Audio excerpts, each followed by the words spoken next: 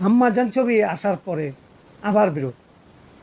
ও হঠাৎ করেই বলে আসলো রাত 10টায়, 10টা 9:30 10টার দিকে ঢুকলো। মেকআপ নিতে 11টা, চমরকুঠির ওই ধানমন্ডি। বিল্ডিংটা ভাঙ্গা ফেলবে।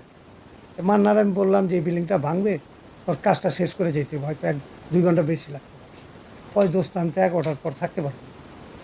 আমার লগে ও কত হোল নাইট করছে তার শেষ নাই।" তা আমি বললাম যে, "কাজটা শেষ করে যেতে হবে।" তো এক কথা 2 কথা ঝগড়া হইলো। পরেও চলে গেল। আমি আবার ছবি বন্ধ করে দিলাম। এই আর আম্মাজান হবে না, বানাইলাম না।